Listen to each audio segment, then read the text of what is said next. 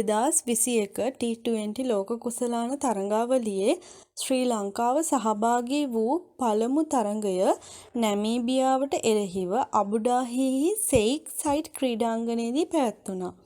එම තරඟයේ කාසිවාසය දිනා ගන්නට දසුන් ශානක සමත් වෙද්දී ඔහු පළමුව පන්දු යැවීමට තීරණය කරා.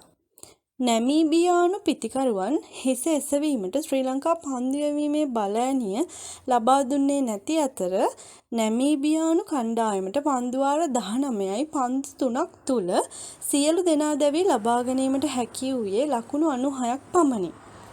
පන්දු යැවීමේදී මහීෂ් තීක්ෂණ කඩුළු 3ක් සහ ලහිරු කුමාර සහ වනිදු හසරංග අතර කඩුළු 2 බැගින් බෙදී ගියා. ලකුණු 97ක ජයග්‍රාහී ඉලක්කයක් හඹා යාමට පිටියට පැමිණි ශ්‍රී ලංකා කණ්ඩායමේ මුල් පෙළ යළි අසාර්ථක වීමත් සමග ලකුණු 27ක් තුළ කඩුළු 3ක් දවා ගැනීමට නැමීබියානු පන්දු යවන්නන් සමත් වුණත් එතැන් පටන් බානුක සමගින් අවිෂ්ක ශ්‍රී ලංකා ජයග්‍රහණය කරා රැගෙන ගියේ නොබිඳුණු සබඳතාවයක්ද සමගයි. පන්දුවාර 13 පන්දු 3ක් තුළ කඩුළු 3ක් දැවී ලකුණු 100ක් ලබා ගනිමින් ශ්‍රී ලංකා කණ්ඩායම පළමු ජය වාර්තා කරා. රැඳී සිටින්න M-Sport සමග.